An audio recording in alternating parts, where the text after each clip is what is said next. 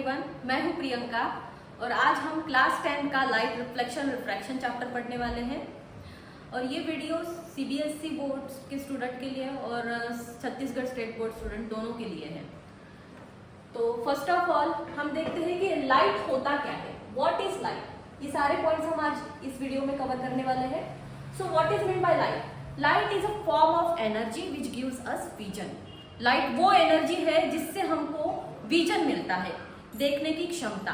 Okay, then next है ray of light.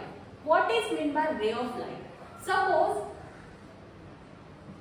ये है सोर्स ऑफ लाइट जहां से आपको लाइट मिल रही है। Okay, so light is falling on some object. Let us consider one tree. So single line in the way of propagation of light. What is ray of light? A single line, एक single line in the way of propagation of light.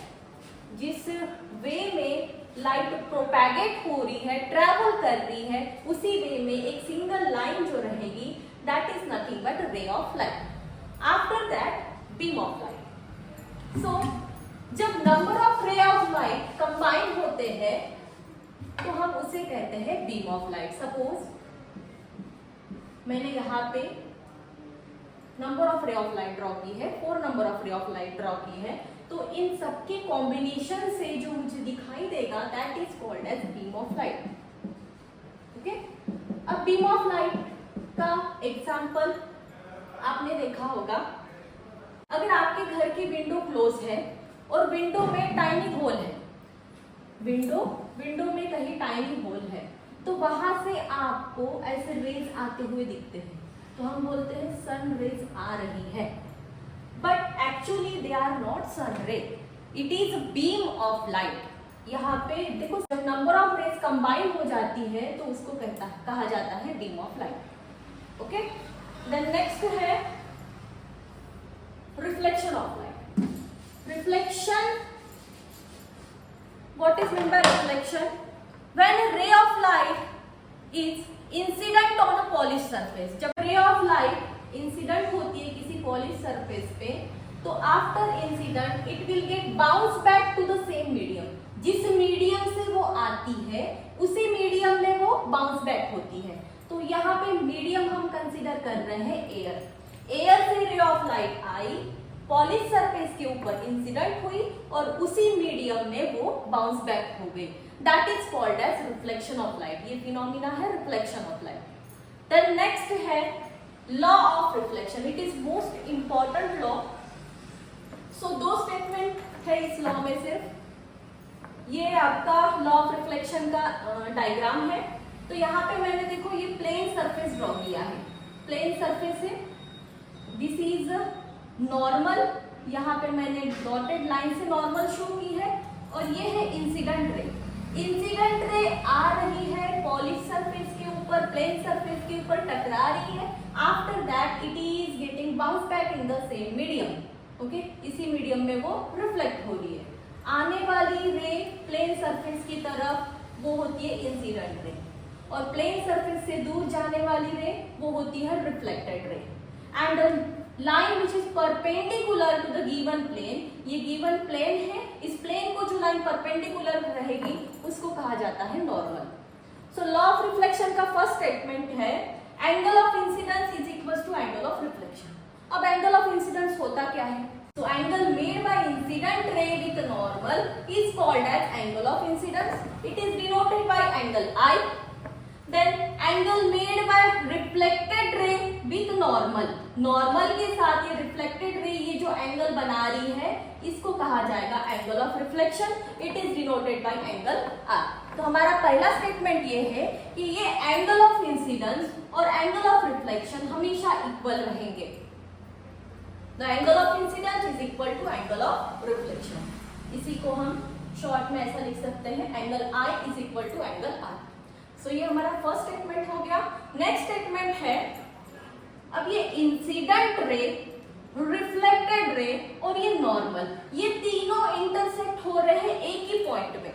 अब इस point को कहा जाता है point of incidence, क्योंकि ये वो पॉइंट है जहां पे इंसिडेंट रे आके टकरा रही है, इंटरसेक्ट हो रही है विद प्लेन सरफेस। जो पॉइंट में इंसिडेंट रे आके इंटरसेक्ट होगी, that point is nothing but point of incidence. अब ये इंसिडेंट रे, रिफ्लेक्टेड रे और नॉर्मल तीनों एक ही पॉइंट में और एक ही प्लेन में आते हैं, यही हमारा सेकेंड स्टेटमेंट है। क्या है second statement? Incident ray, reflected ray and normal at the point of incidence lie in same plane. Incident ray, reflected ray और नॉर्मल एक ही पॉइंट ऑफ इंसिडेंस में और एक ही प्लेन में आते हैं। तो ये हो गया हमारा law of reflection. Next topic है image formation by plane mirror. Plane mirror जिसमें हम हमारा फेस देखते हैं, उसमें इमेज फॉर्मेशन कैसा होता है वो हम आज ऑब्जर्व देखने वाले हैं।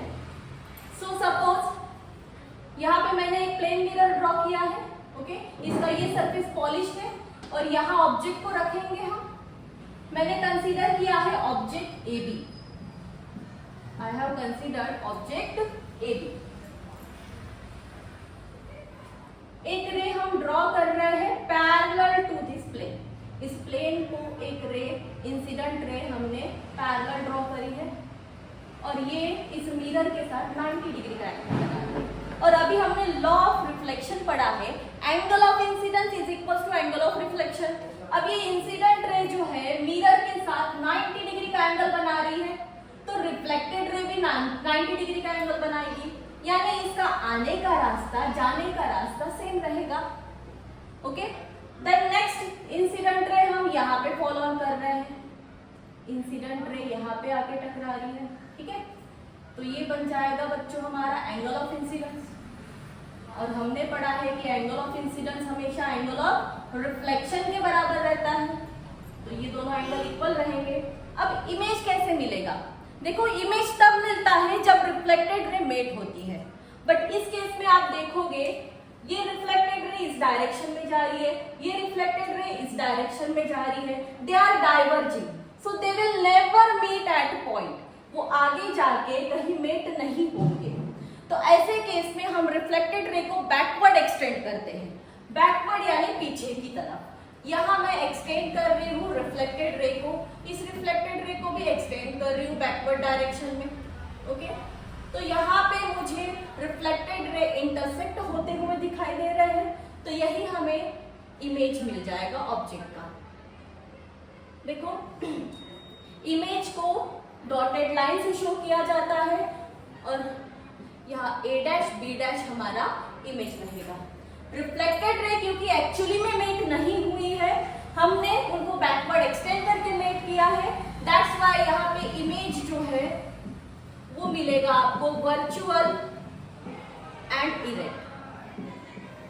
Virtual is nothing but imaginary, okay, and erect यानी सीधा। ऑब्जेक्ट सीधा है, यहाँ पे भी